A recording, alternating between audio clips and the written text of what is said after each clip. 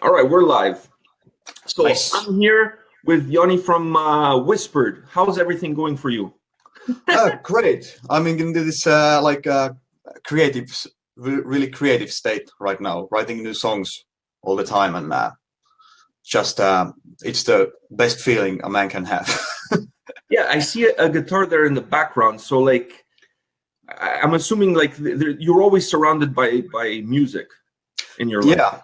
Yeah, that's right. After my job, I always start to write music, and it's yeah, all the time, basically.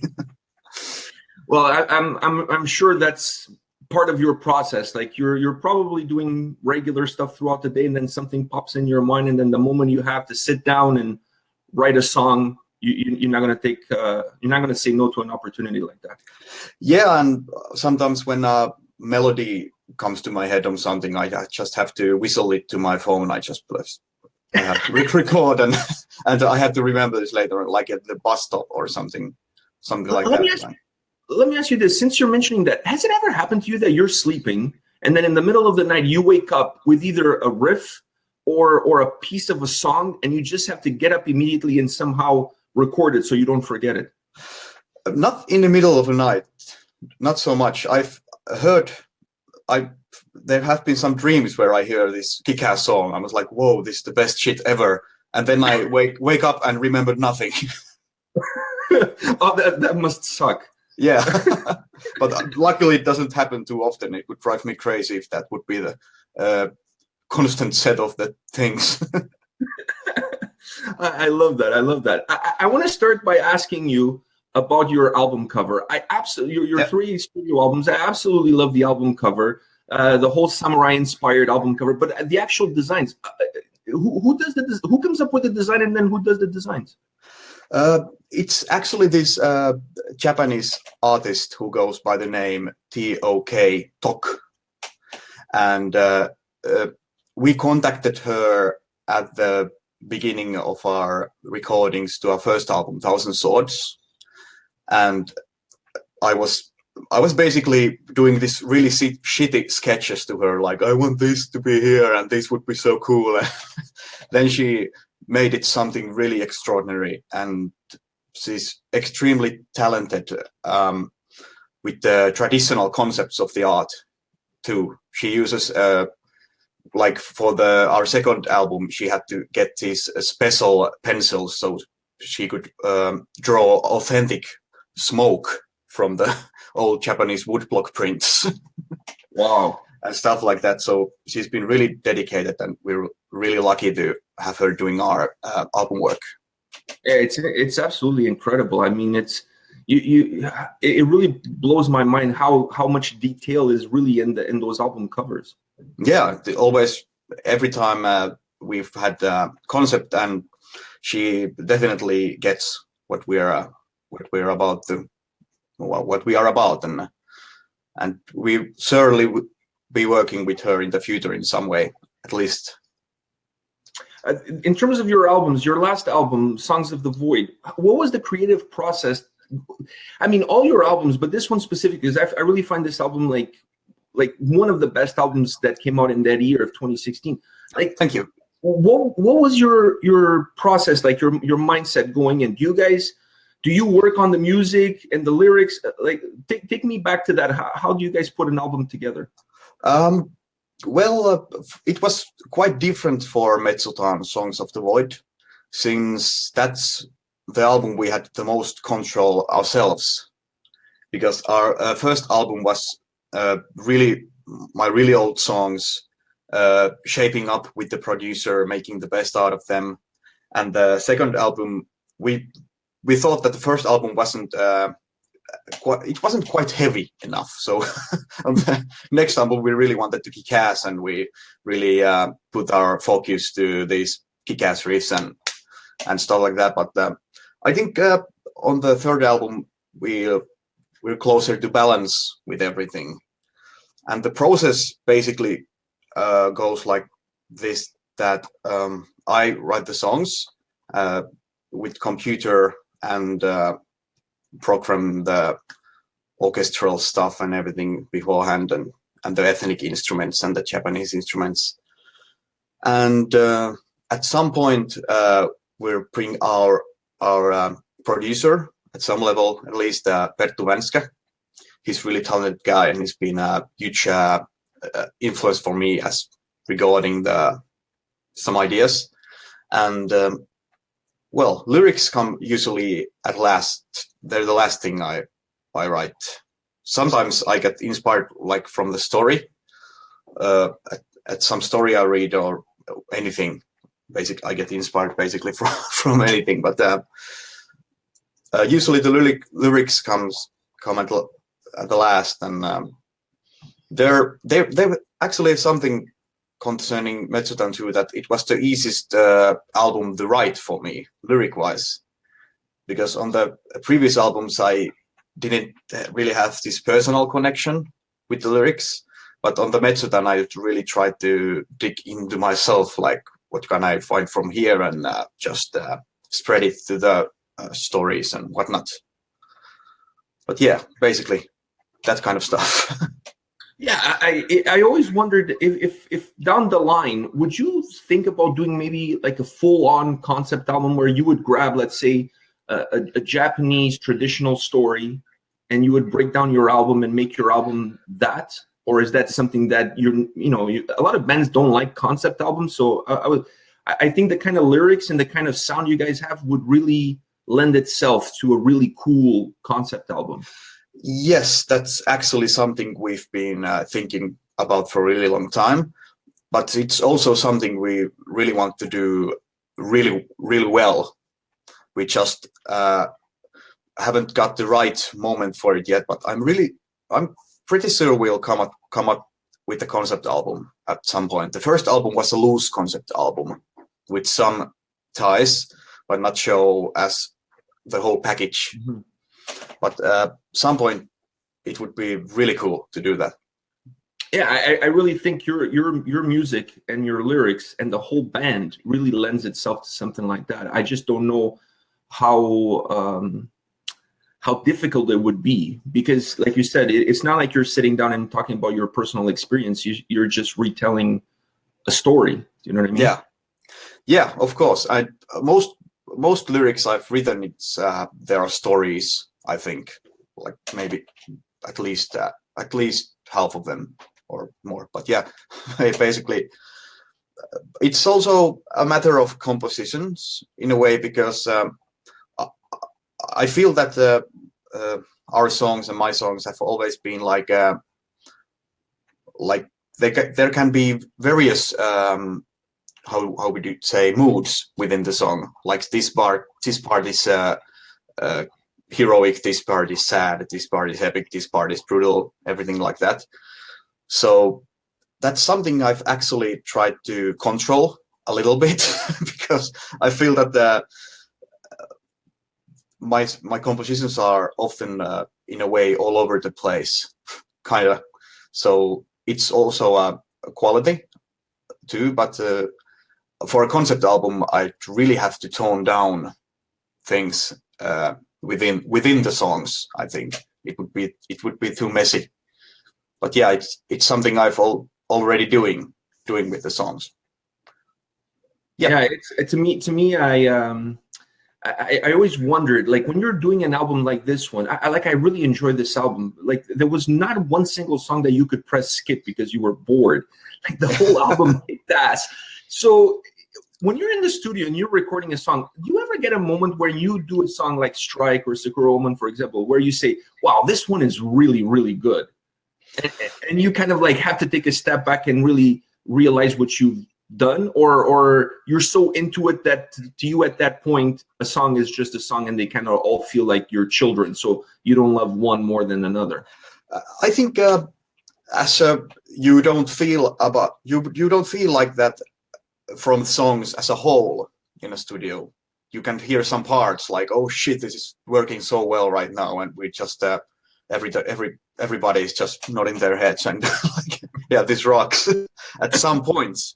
But basically, to enjoy the song as a whole, I think at least I would need full mixed version, and then listen it a few times, because you become really deaf to your to your music if you're at the studio and you just keep listening and listening and playing and listening and changing things and adding things and removing things. And so you have to, after you're done, you have to take a step back and then see what shit you come up with. No, to me, it totally makes sense, because I mean, you almost probably get tired of hearing your own voice, and and you kind of become numb to it. Yeah, that's true. And in 2016, after you guys released the album, you guys went on a tour in the UK, a small tour in the UK with Countless Skies. How was that experience?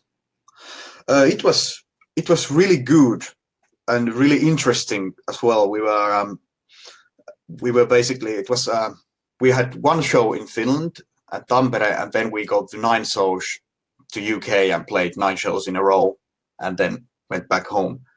And well, it was our first tour abroad, and it was really great. And Countless Skies dudes, they're like the funniest people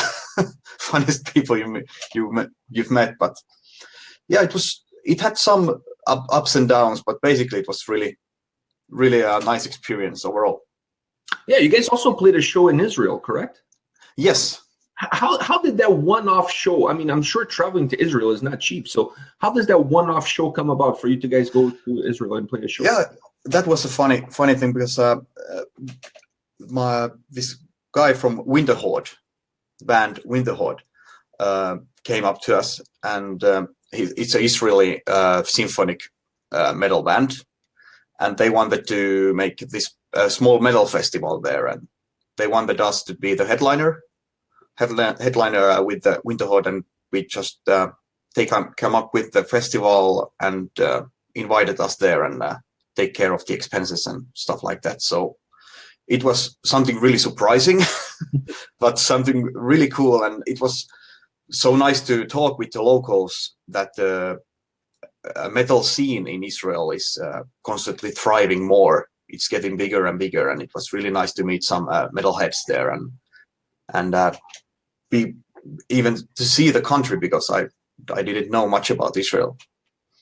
Yeah, you guys did quite a bit of touring. Then I was the one tour that I'm more excited to ask you questions about is when you guys went to Japan. You guys played 3 shows, I believe, in Japan.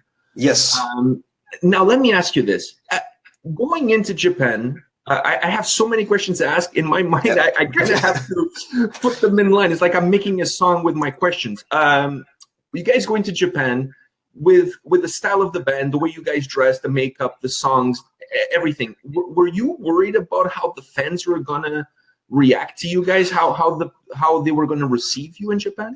Well, we actually went. Our first show in Japan was in 2013 with Battle Beast and Smash Into Pieces, and we were really worried back then. And we were just trying to keep it cool, but we were kind of worried that how would they receive this thing we're doing, because we've been doing this for a really long time, and I always try to be respectful with the culture and stuff like that. It's not like we're writing a history book. I don't want any. We don't aim to make something 100% authentic in a way, because we are a metal band and we are whispered.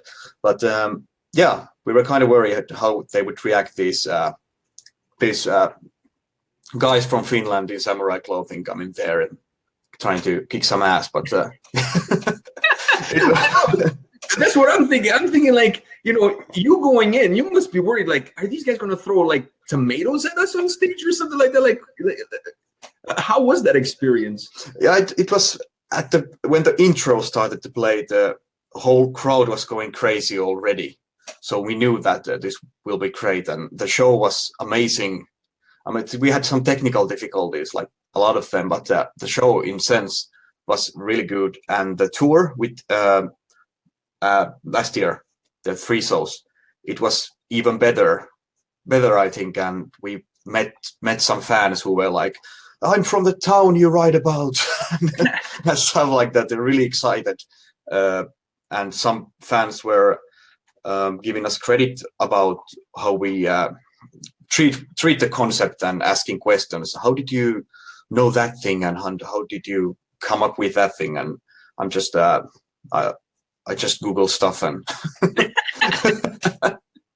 but yeah, it's like it's been really great, and we hope to return there soon as possible.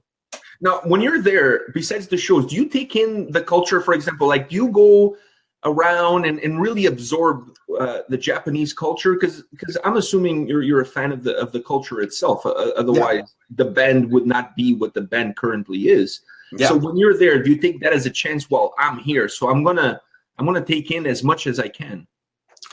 Of course, and we had really limited time because it was really tight schedule for the tour. But the tour manager was really cool, and he actually brought this to this really historical site at the first day, Nara Park. It has the biggest wooden temple in the world, actually the biggest wooden building in the world, and there were wild deers everywhere. And it was really great to see because it's that ancient Japan in a way which Whispered is about as well. And we saw Osaka Castle, and not inside although, but yeah, anyway. And it was really great to explore everything as much as we could. And I've always wanted to go to Japan for this inspirational holiday. Just take my laptop with me and write songs there, and go to some hot spring bath and stay there for 10 years or something. That was actually going to be my next question, is that did you ever consider going there, not with the band on a tour, but just like yourself, and just really travel throughout the different cities, the different sites, and just really use that as an inspiration for a future album, for example? Yeah, that would be great, but it's expensive as hell for me. So hopefully at some point I'll be able to do that. Yeah, no, I agree with you, because I'm in Canada, as you know, and to travel from here, for example, to Finland or Japan or pretty much anywhere in Europe it's an expensive. Yeah, it is. So I can imagine from you going to Finland to Japan, it would definitely be costly. Yeah. The band, I don't want to talk too much about the whole samurai and the whole Japanese look, because I think that everybody knows, but I want to talk about the culture itself. Like, are you a big fan of samurai movies, ninja movies, that kind of stuff? I've seen some, not so much. I really enjoy films in general.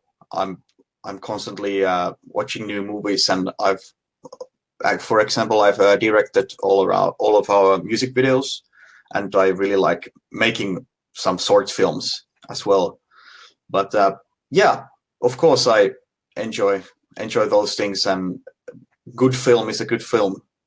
Yeah. Do you have a favorite? Probably, if you're talking about samurai movies, probably Kurosawa's Kagemusha. Oh, your accent sounds pretty good to me. I have no, I've never seen that one. I'll admit. I don't know. My favorite one is Shogun Assassin. I absolutely. Okay. Have you seen that one? Shogun Assassin. Yeah. Assassin. Yeah. It's the one where he has a kid, and he's like, they pay him to kill people, and he takes them around with him. Oh, that's the. It's the Lone Wolf and the Cub, I believe. Yeah. I've read manga. Yeah. A bit from the Lone Wolf and a Cub. I have it in my shelf somewhere, but yeah. Yeah, I haven't seen that one. Yeah, it's the movie it's my all-time favorite. I totally love the storytelling of the whole story of the Lone Wolf and the Cub. I'm a big fan of the storytelling aspect. And then they did, I believe it was a series, but then they did an American version of the movie, still with Japanese actors and everything like that. But they did an Americanized version of the movie. Oh, okay. But it's really old. I'm talking about, like, I think it's from the 80s, early 80s or something. Okay. Like that. It's really badass. I gotta check that out. Definitely. Yeah, I highly recommend it. I mean, I'm such a fan that I actually know certain lines of the movie. Like, in my mind, I remember the lines. how big of a fan I am. But I don't want to digress. I want to talk to you about another tour that you guys were on, which was Winter Sun. You guys toured with Winter Sun. Now, how was that? I mean, I'm a huge fan of Winter Sun. Winter Sun is a fairly large band. How did that come about with you guys teaming up with Winter Sun and going on that tour? Well, actually, I've been talking with Jari like years ago, like playing shows together, and we were just well, both a bit drunk, like, yeah, that'd be cool. but basically how it came about, it was that our other guitar player Mikko was auditioning as a guitar player to Winter Sun too, and he was at the second place of the process, and he got in really good terms with the guys. And one day Teemu from Winter Sun called, and are we interested of the tour? And of course we are, because Winter Sun is really a big inspiration for me too. And well, basically we just started to work from there, and it was really busy time because we had 1 month to prepare for the tour, and our drummer couldn't go. So our former drummer couldn't go, so we had to think of a replacement, and then we found Ukri Suvilehto, who is this most badass drummer I've probably ever heard. But yeah, that's how it basically. That was the key points of the process. How was the experience to be on the road with those guys? Because that was quite a long tour all over Europe. It was not like you guys just played Finland. You guys were all over the place. Yeah, it was 26 country. No, 18 countries, 26 shows, I think. So it was a huge tour, and it's I think it was on every level amazing experience.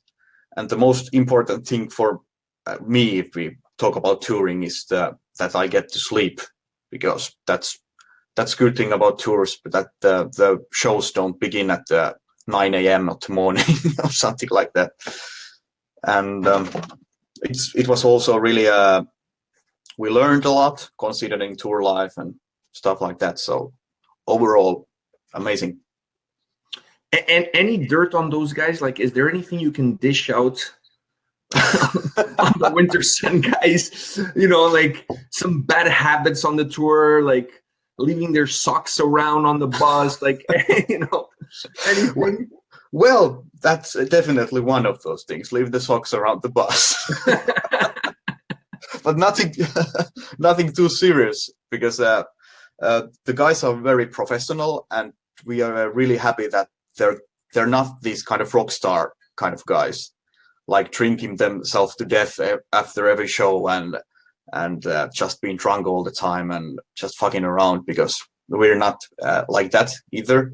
So it was really like mellow go with those guys, and really inspiring to watch them work, because, well, we also, one thing that we named the tour at the middle of the tour as Influencer Tour 2017, because we were sick there, like one after the another in flu. Wow.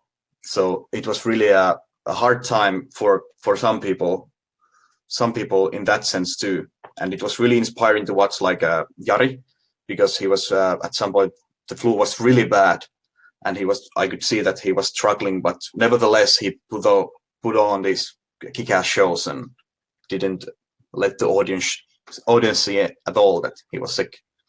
I actually find a lot of similarities between the two bands. Like you guys seem, first of all, from a personality perspective, both bands seem very laid back, like you said, very cool, relaxed kind of guys. But even in your music, I think the way you guys approach music is very similar. In your thought process and how you sit down to put the music together, and then how you deliver that music to the fans. Do you feel that way, that there's a lot of similarities between these two bands?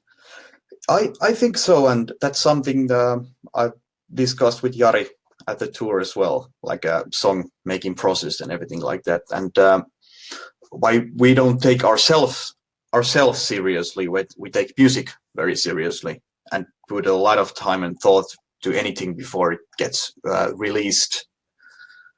I hope our next album won't take as long as time, but but nevertheless, it's we have some similarities in that way, I think.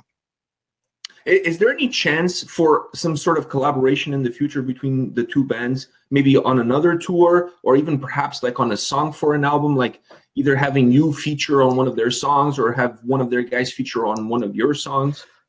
I'm pretty sure that would happen at some point. We've actually talked about that too on the tour.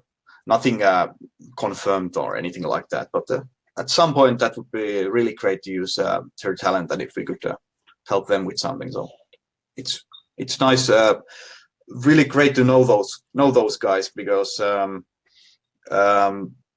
their whole life set, how everything is built to their ear monitoring, and how everything is built considering the audio techniques and everything with the band. There's something that would work for us really well too. So we're basically following their footsteps and in a way, and doing taking some influences and ideas from the guys a lot.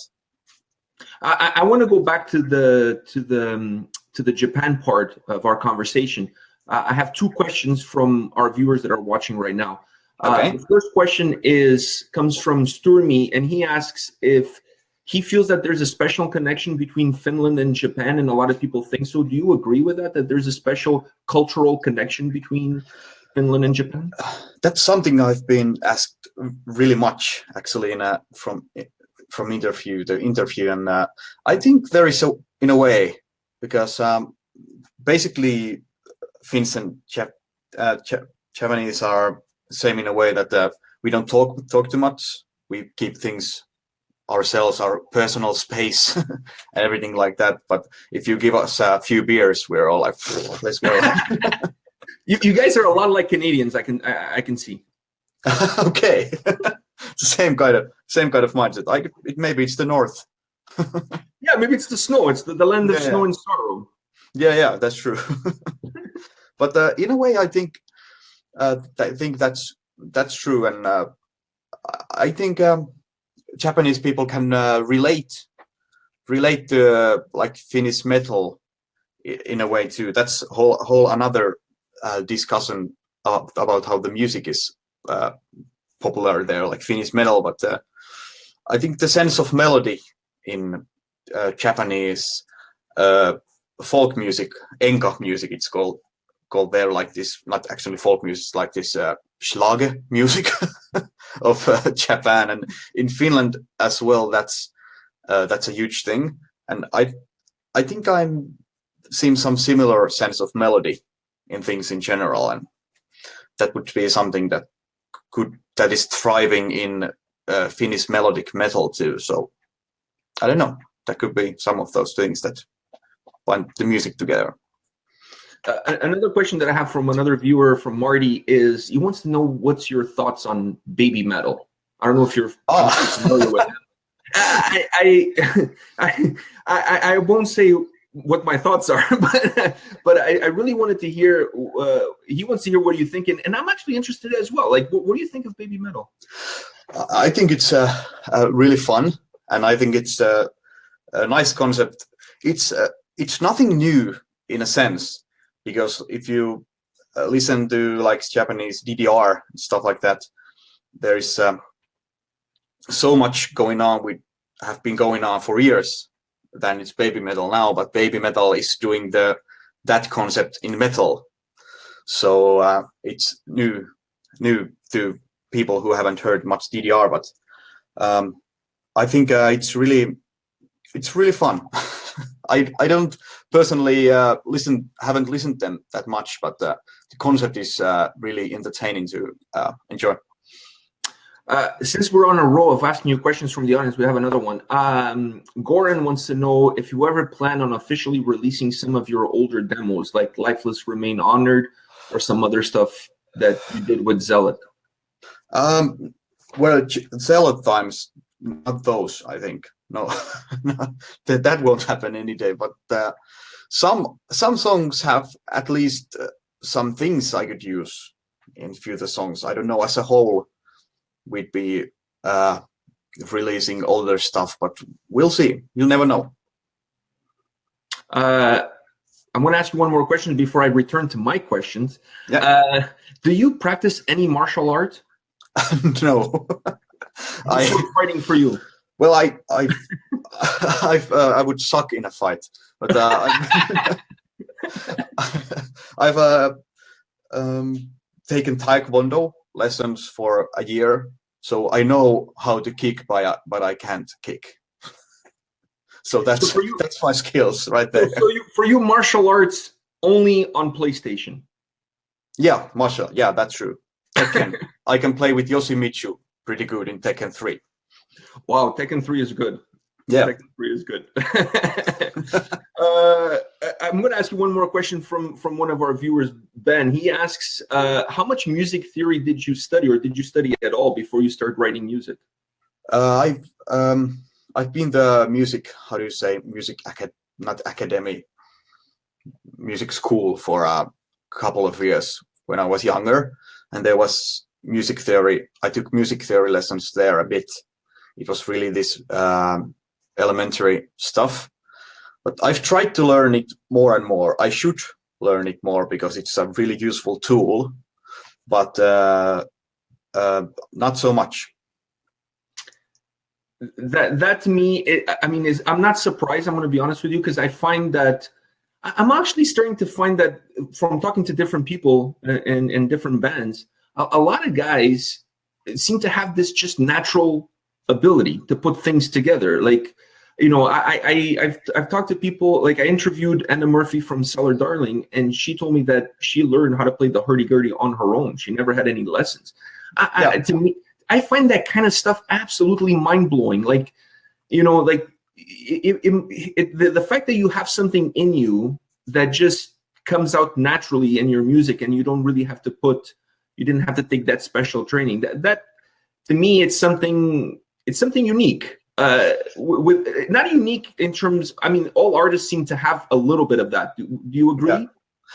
Yeah, in a way, but there is still a lot of work to be done if you want to write good songs and try to be a great composer. You know, in a way, you have to work your ass off. Nevertheless, it doesn't matter if you learn music theory or not. I think that's just music theory is a useful tool for anyone who is into music. They should at least look at it a bit. Going back to the tours, we talked about Winter Sun, the tour you guys did in 2017, I believe. Plans for this year, like, and what do you have on the schedule going forward for the rest of 2018? What are your plans for tours and shows, festivals? Our live, not so much. There are not so much tours or festivals, anything coming up right now. We've writing new songs. I'm writing like constantly new whispered songs. While we focused on that, and we just our contract ended with our previous label, which is a good thing. So now we're free to explore new. You're a free agent now. You can go whatever you want. Yeah, and we're basically planning to record this sort of a demo, like with professional promos and stuff like that, and try to dig in from every contact we have, because currently we don't have a record label at all. So we're on scout for the best possibilities and record new songs and stuff like that. So not so much concerts coming this year, but if there will be, we'll of course let people know as soon as possible. But we're all about taking things to the next level at this point. So I can tell from what you're saying that this year you're trying to perfect the whispered machine, if you will. Yeah, we try to. You go back on the road. If an opportunity comes, obviously you will take it. But yeah, your main goal for 2018 is to perfect the machine that it is whispered. Yes, that's basically just how you said it. Because we're finally at the point that we can not take it easy, but carefully approach the given opportunities and see what's this all about. And we have some really good contacts, and we've been in talks with some potential people, but we'll see what happens with and what opportunities we get. I have one question to ask you. It's not from any of our viewers. It's from a friend of mine who technically introduced me to you guys on our channel, because he requested Whispered a lot. Okay. And when he mentioned Whispered to me, he said, "You guys have to listen to Whispered. They're the most underrated band, especially in Finland. The most underrated band." Do you agree with that statement? Well, it's in a sense, of course, I think every musician feels that they're given, not every musician, but there are a lot of musicians there who feel that they're given all they got, and constantly doing this thing. Nevertheless, it doesn't matter if they get money or not. They just want to do it from the heart. And if they don't get the recognition they would hope for, that would of course be, in a sense, devastating for the people. But I think in a way we are pretty late in the music business, so to speak, because well, as everyone know, and of course you know, that the CD sales and everything has been really toned down. The whole business is taking this new form, and we're releasing stuff just in the middle of the whole spectrum of the grand scale. So we'll see what future holds for us. But underrated, I would say, in a sense, yeah. But the most underrated, it's this.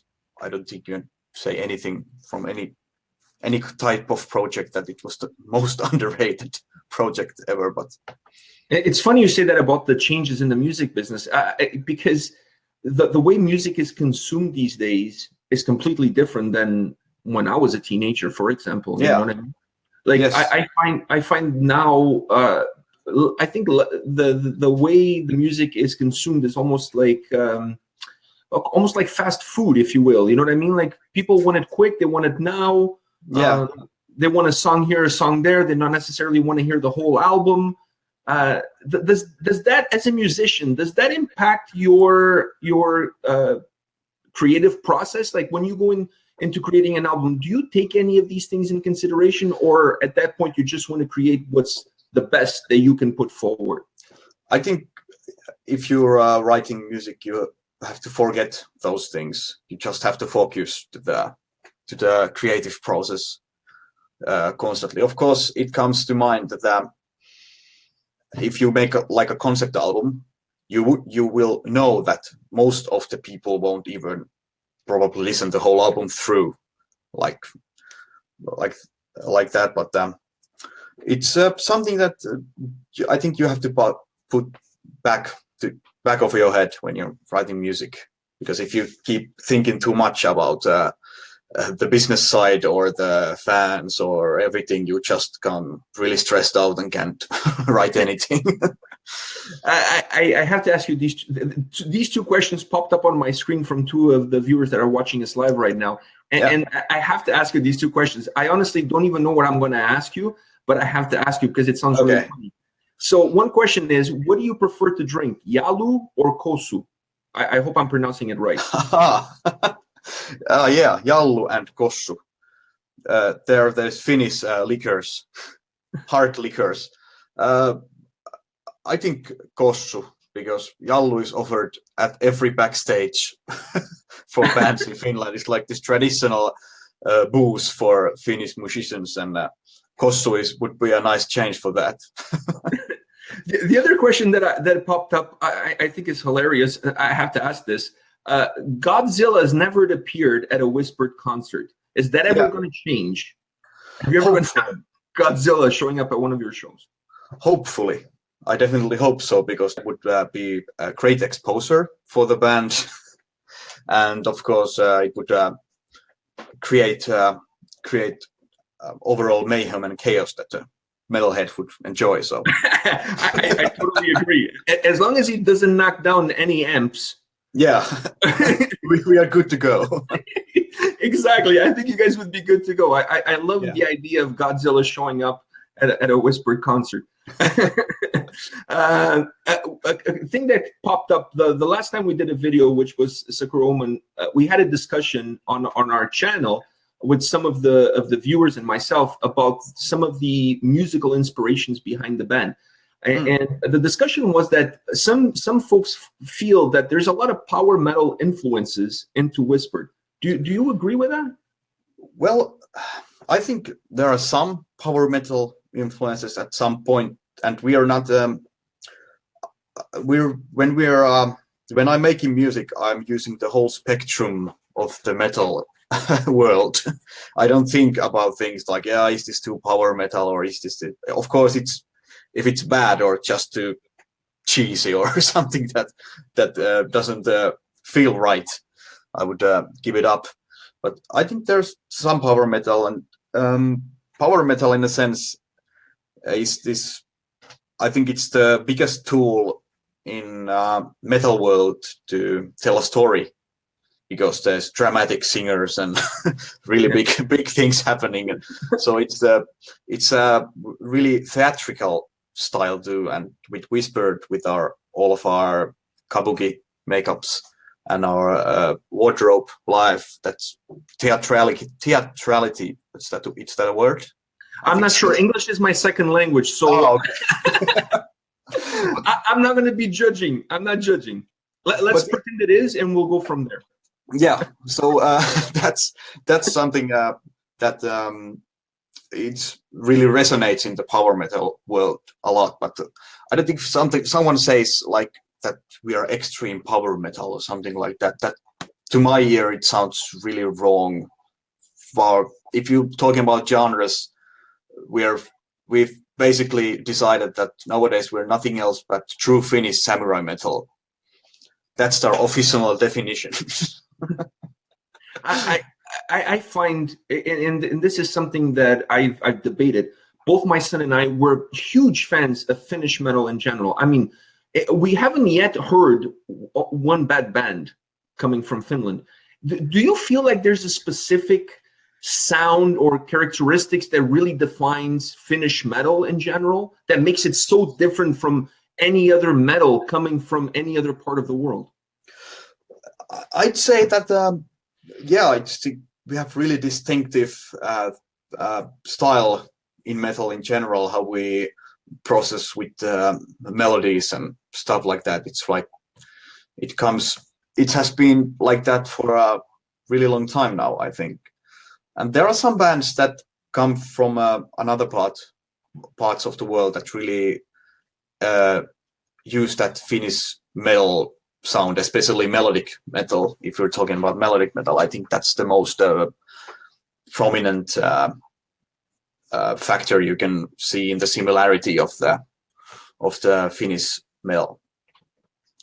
I have one last question, because we've been talking for a while, and I really don't want to take too much of your time. I really appreciate, first of all, I want to say I appreciate you taking the time to do this with me and for our channel. Thank you.